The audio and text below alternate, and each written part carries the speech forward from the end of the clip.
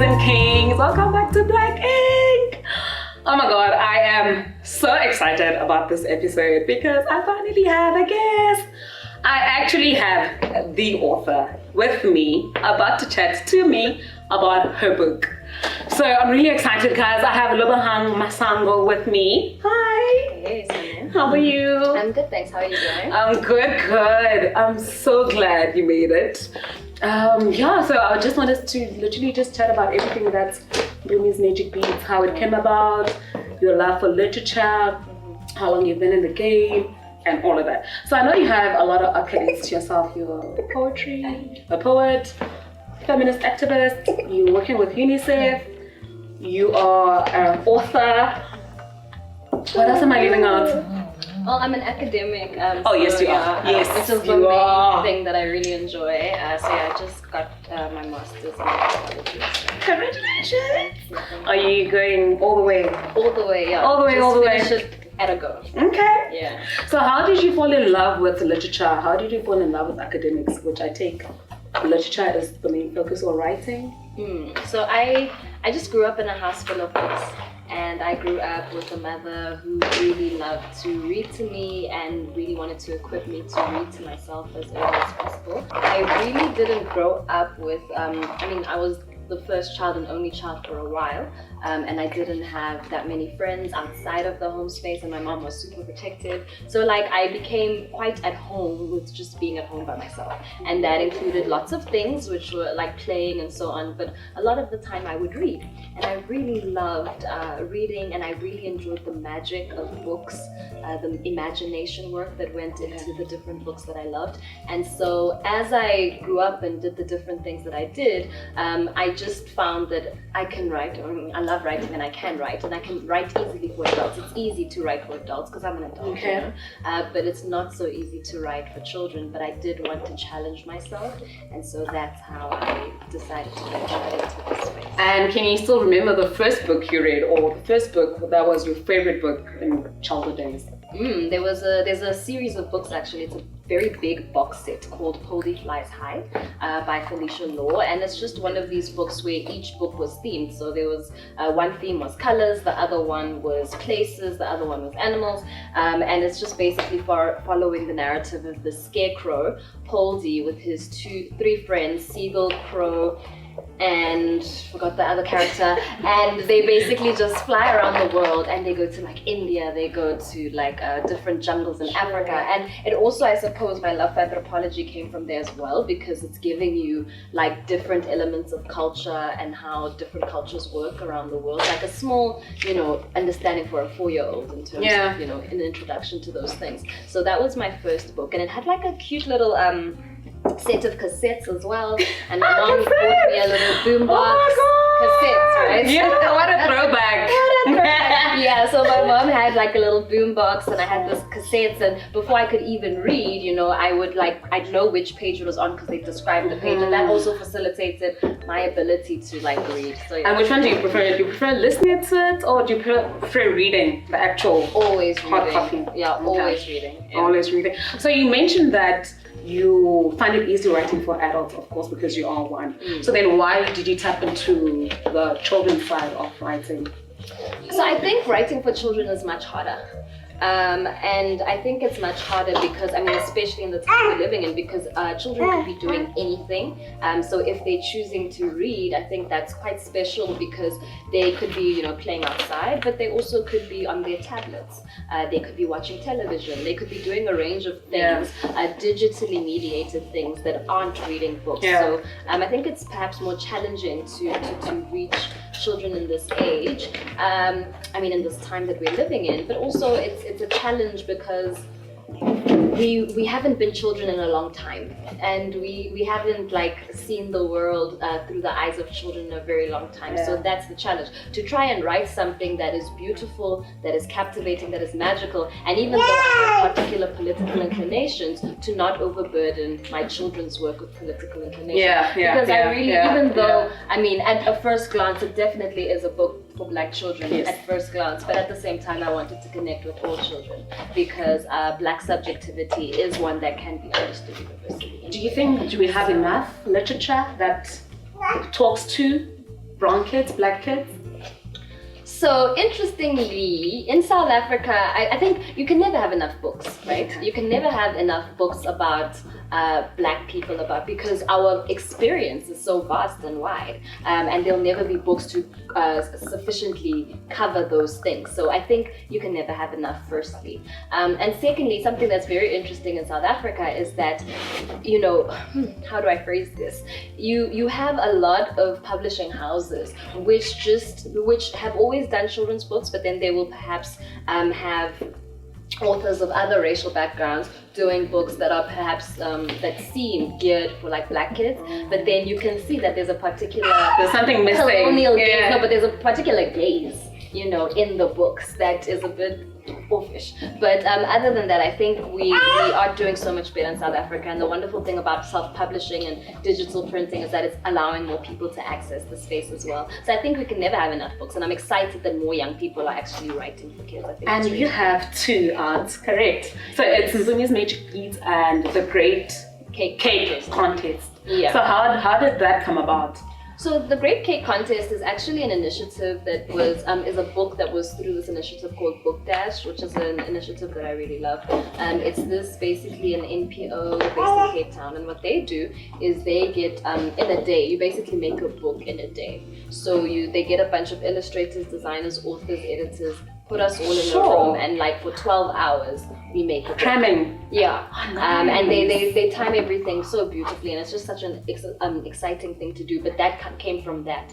So then it's not you can't get it at the store, but you can get it on their website, which is bookdash.org, and it's in a bunch of languages, etc. So yeah. How many languages? Because I know with Mpumi's Magic Beads, it's 9 official languages, right? Yes. And with this one, I think you can just get it in whichever language that they've got it like there. I think they've got like software that just translates everything, I think. But I think, yeah, but I haven't checked it out, but yeah. Okay, cool. So tell me, what has the impact been with regards to Mpumi's Magic Beads? Like, how have you found it to be received by the public? Because I know I saw a couple of days, sometime during the week, it was on The Queen, right? Yeah, that was so cool. That was so cool. Yeah, because what was I doing? I don't know what I was doing, but my mother was like, so that was pretty cool. So the impact, it's been really wonderful, I think. This is a book that I was doing my master's, and my master's was kind of frustrating me, and I was like, I need joy. And so this project became my joy project. So for it to have really gotten the wings that it has been like such a beautiful thing for me. So it's the small stories, right? It's like this little girl who goes to this private school in Auckland Park. She's 4 years old, and she read the book and she got the hairstyle, and then obviously she had an issue at school, and so her mom, came to me, and her mother and I spoke about it, and she invited me to be on the subcommittee for transformation at the school, just to sit in on a meeting, just to talk to them, because I actually did an anthropology. My honors work was based on the intersection between the school rules at most, I suppose they're not Model C schools, but at most integrated South African schools, right? So the kind of school policies and how they're constantly clashing with young Black children's bodies and identities, and like how that keeps replicating itself, and it's bizarre, right? So I wrote a paper on that, and so I do have this interest and knowledge in school rules and hair. So they invited me to be on the committee, we spoke, and basically now they've basically changed their rules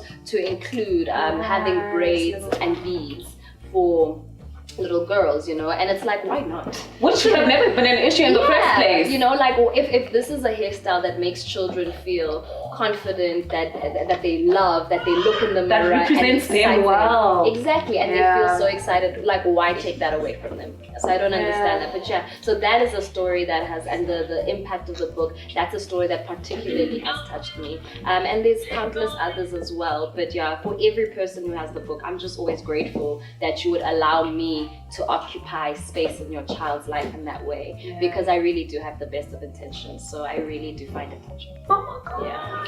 And what are the cool places you've been to with regards to the book?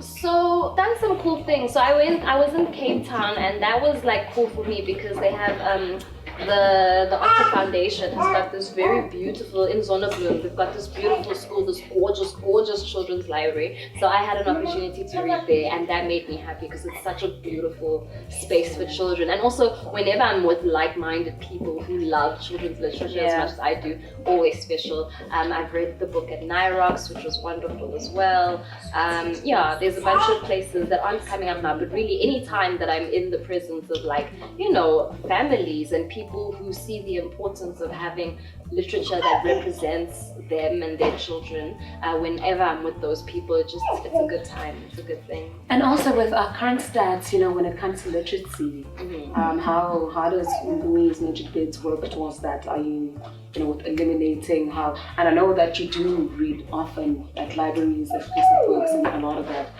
So are you trying to combat that, the rate of illiteracy that we have currently in South Africa? Certainly, I'm trying to do my part for children to find reading exciting, so I'm just doing my small contribution amongst the sea of other contributions, really, because you're right, the Pearls report shows that 22% of children who are 10 years old, who are in grade 4, they can read for literacy, which means that the other 88% cannot. And those are terrible statistics, because you think, what kind of citizens are you making if they cannot critically engage with information as they go into their teenagehood and adulthood? So it certainly is a crisis, but I am hoping that with creating books that are interesting, intriguing, magical, imaginative, that I'm doing my bit, hopefully, to bridge that gap. And I also work with lots of literacy organizations like Nali Bali South Africa, and Help to Read as well. UNICEF is also really interested in children's welfare in that sense. So yeah, I'm trying to do my bit. Okay. Yeah. I see you. Okay. And then tell me, is there another book coming up? There actually is. So I'm not at liberty to talk about it because it's a collaboration, but I'm really interested in how we've created segregated literature, in that people living with disabilities, there are certain disabilities in which it's that literature is for you over there, this literature is for hearing, reading kids. And so I'm hoping to work with someone, well actually I have started in the process of working with someone to see if we can integrate it and what possibilities there are for integration, because you shouldn't be having separations unnecessarily. So hopefully we can do that. Sure. Sounds exciting. I'll come back and review it with me. Yes, I definitely Sure. Okay, cool. I think that's about it. I think we should let maybe the friends post questions. Hi, Kings and Kings. We are back and we're chilling with Lebohang Masango. And with me now, I have some parents, which are actually my friends. I have my friends, but they're parents. And so guys, I just want us to have an interactive session. Let's post questions to Lebohang about Mpumu's Magic Beads. And let's just chat, and then afterwards we'll have her read a couple of pages to the kids and get the goodie bags going. So, who wants to ask a question? I have a question, just around the translation of the book. So obviously you wrote it in, I'm assuming, one language or one or two, and if it's translated in all 11 languages, do you feel like the story still transcends itself? It still tells the same kind of narrative in all the different languages? So that's a really good question. So when I wrote it in English, and because I'm a poet, I wrote it to rhyme, and the whole thing rhymes in English, right? So when I got a publisher and her and I sat down, I was, firstly I was very hostile to the idea of someone taking over my project that I love so much, and she was like, yes, we've got translators, and I was just like, can it please rhyme in every language? And she was like, we'll do our best, And so when I got it back, and some of my friends, for instance, who speak Xitsonga, some of my friends who speak Setswana, and I got some of the rough drafts, they were like, you're gonna have to let it go. It's not gonna rhyme. That's not how our languages work necessarily. Not that it's not how our languages work, it's not how the translation from English to our languages works. So I had to let it go, but also I think what was most important then is just making sure that the story remains the same. So even if the rhyme is gone, I hope the story still retains its magic. So that was the thing. Anyone else? So I had a question, but I heard her mention something like she's not at liberty to speak about certain things, but I want to get to the question. Books for kids. Kids who are maybe blind. Do you in the near future see yourself writing books in Braille or something like that? Yeah. I mean, yes, I would love to, because like I don't want any child to be left behind. Yeah. You know, like stories are such a transformative medium for us just as human beings. Stories are so important for all of us, and it does make me sad that there is a significant population of children that is excluded from accessing magic and wonder, simply because of their abilities. So this is then, this is actually the pilot project that I'm working on, is actually for children who are deaf. So start there, and then hopefully I can also learn to understand like what is the process of translating into Braille? What are the costs behind that? You know, is it something that's doable? But I would, you know, in an ideal world, love every child to be able to access it. Yeah. So I've never read the book, and I'm not keen on reading the book for my age-old. So does it reach a specific age group, or is it just overall kids?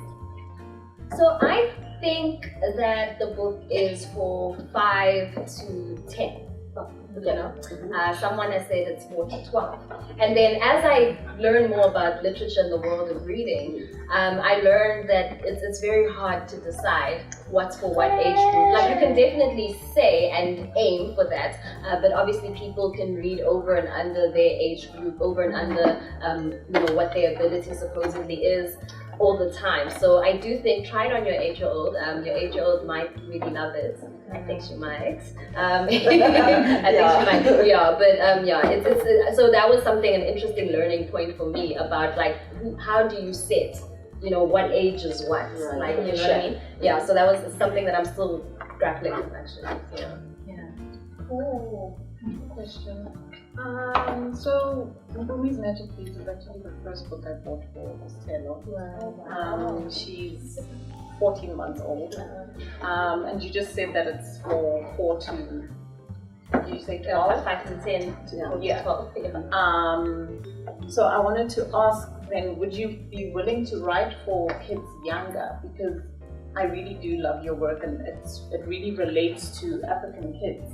You know, when as a parent, the first thing you think about when you go to buy your kids books are the books that you read when you were younger, which were Snow White, Snow Red Riding Hood, you know, those stories. So you writing a book like Mpumi's Magic Beads, which speaks to black girls loving their hair, is, for me, was just amazing. You know, teaching my daughter, 14-month-old, to love her hair. I don't think she understands, but just the imagery in the book speaks to her in a way. You know, so would you be willing to write books for babies or 1-year-olds growing up? Yeah, I would love to explore everything when it comes to children's literature. I'd love to try, and that means I'd probably have to spend time with a baby to just like understand what they would get or not get. But what I love about what you're saying, that you bought it for your daughter, is that it is something she's gonna grow up with.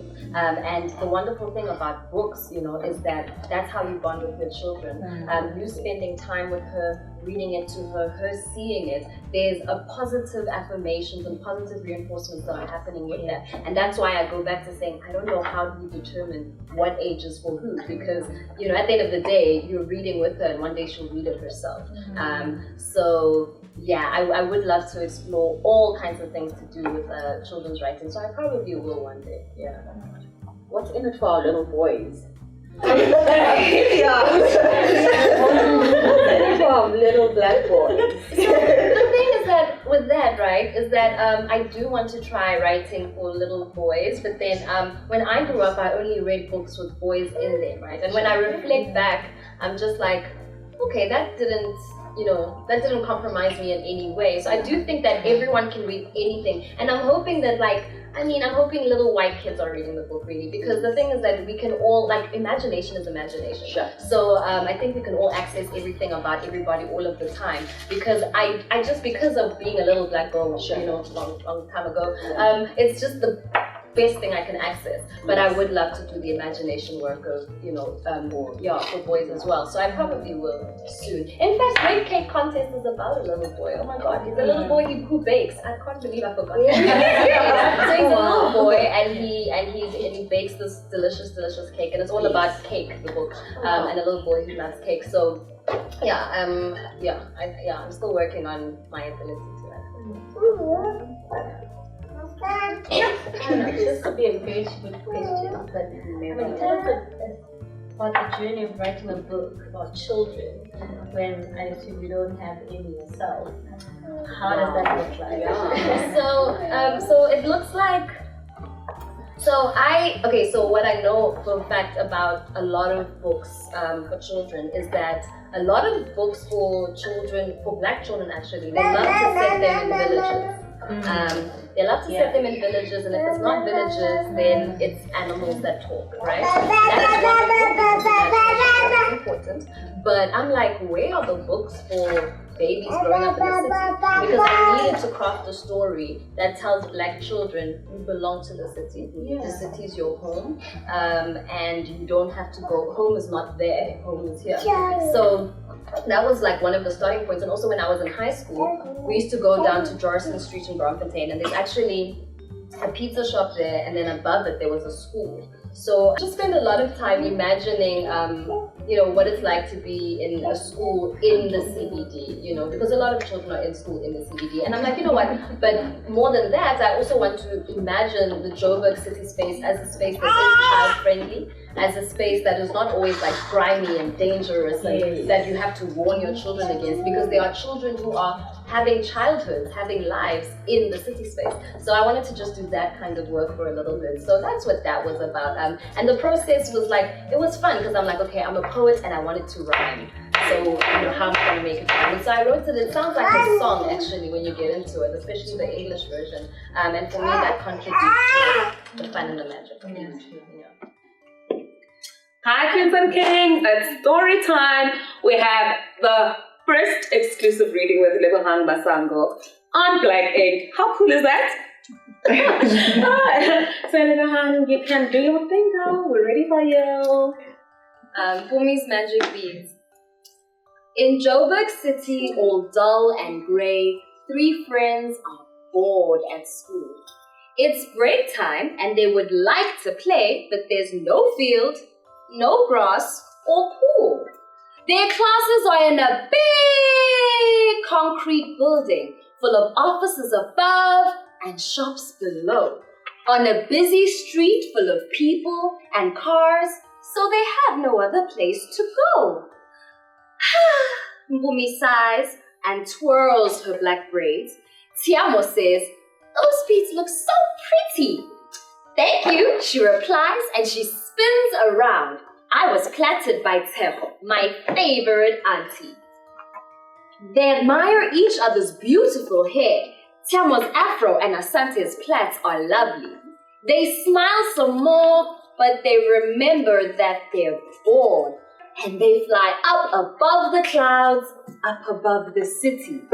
The planetarium is very, very dark. The girls' eyes are as big as plates. Above, a black sky twinkles with many, many, many, many stars. From their seats, they stare deep into space. "There's the solar system," Tshiamo whispers. "The planets go around the sun. And the one we live on is called Earth," says Mpumi. "It's full of life, a home for everyone." Tshiamo says, "I'm ready for our next trip." Asante smiles widely and agrees. "We've never been to Gold Reef City," says Mpumi. "I wish us onto a roller coaster," she screams. So the beads jingle and jangle and sparkle, and the girls all giggle with glee. The next thing you know, they zoom into the air and they fly up above the clouds, up above the city.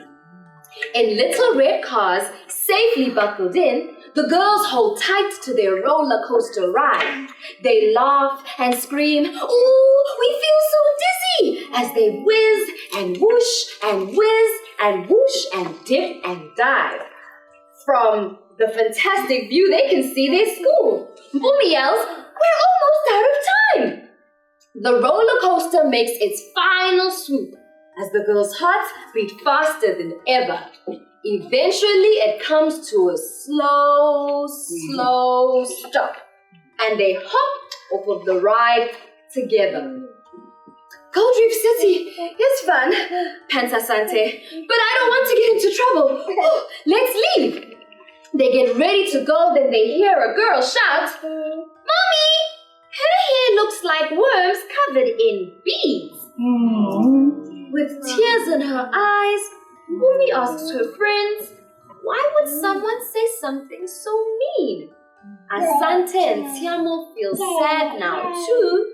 They had such a fun time exploring. Mpumi, Tshiamo and Asante are the best of friends, and now they know Joburg City is not at all boring. The end.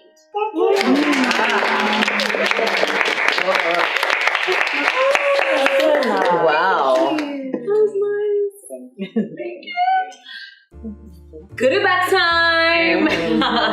Did they listen? Did y'all listen?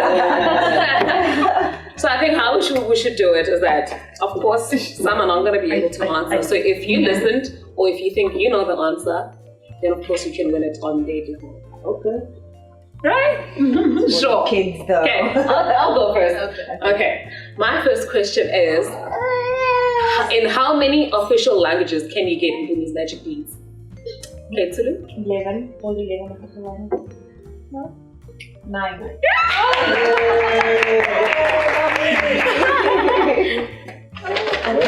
Go take your phone. Yes, it should. It will go back here. Baby. What is the first destination that the girls went to?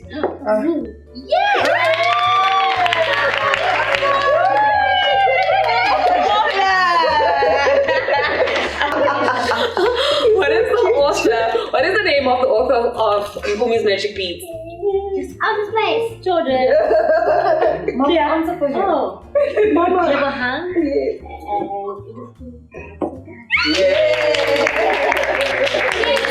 for you.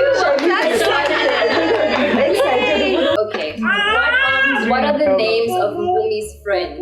So I need 2 answers. What are the names of Mpumi's friends? Yes, and the other one? Seho? No? No. No. Yeah!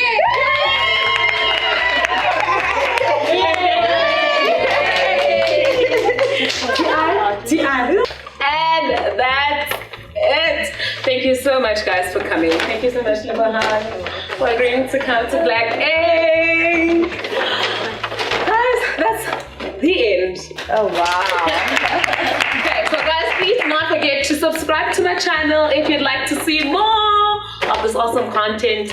Put it in here.